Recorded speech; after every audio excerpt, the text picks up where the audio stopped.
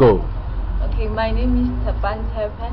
I am Africa, and this is my story. Okay, tell us about your family and where you are from. Okay, I am from Ubezwana. My family came down from Mofokong and they were situated in Ubezwana Lokopo. What was the situation background? What was happening at that time was that people used to fend for themselves,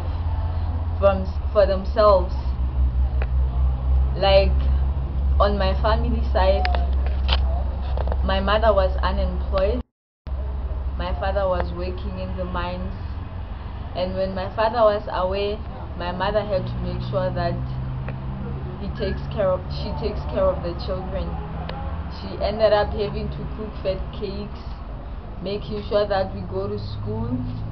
She ended up going to the same school we attended, asking for permission to make maybe some popcorns, sell fat cakes, and everything that students needed. And that with that money, we ended up being able to pay the school fees. We were 4 children, 4 girls, but all of us were able to go to school with that same money that my mom did at school, selling fat cakes and the stuffs.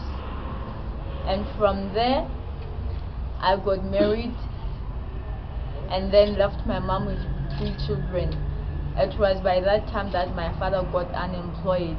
He came back with all the money he got, and then they made something like an investment where they could always go back to when they had no money. So right now they are left with 3 children, and the other one is at tertiary level. And I am a mother now. I have a son, and I'm married to a very lovely husband. Okay, what resources were available to you? No, the resources at that time was just that my mom had to give us money. Then nothing that much. What is hard? What was hard again? Was it hard? It was very hard at that time, considering the fact that my mother was not working and my father was at the mines.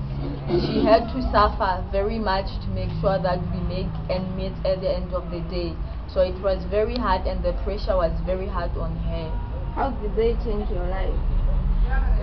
The situation changed my life a lot in a way that I realized that life is all about what you want, what you yourself want it to be.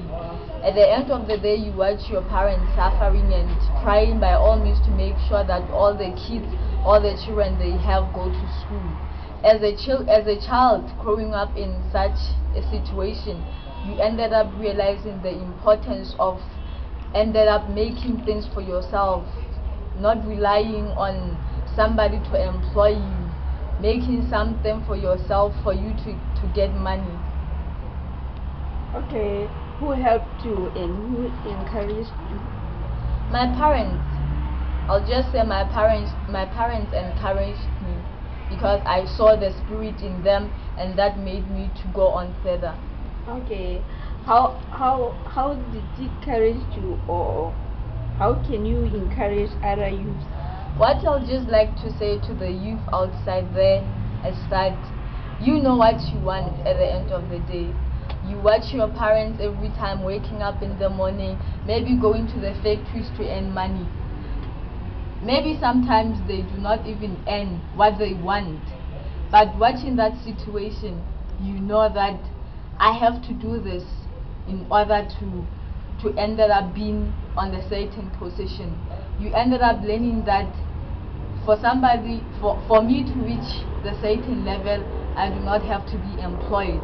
I have to stand up on my feet and do what I want. If it takes me to go to the garden, plant something that will give me money, go ahead and do that. Do not wait for somebody to call you and say, hey, I have a job. If you have something in your hands, use them, get money, go to school, learn, and at the end of the day, you have what you want. Okay, What was the result? Like I said before, I am a mother now and I'm living a very healthy life. Okay. That's the result. What did you aim? What did you learn? I learned that everything is in my hand. So every step that I took, every time, every morning I wake up, I learned that what I do every day takes me to the future. Okay, who are you now? Who I am now? Let's just say I'm a very grateful person. I'm happy of how my life is, considering where I come from, the processes and the procedures, the hardships and all those things. I'm very grateful to where I am now, and I really thank God for that, because one thing that I know is that every time when I was waking up watching my family suffering, I always knelt down and asked God to help me, or ask God to help us go through, ask God to help me go through to school and all that.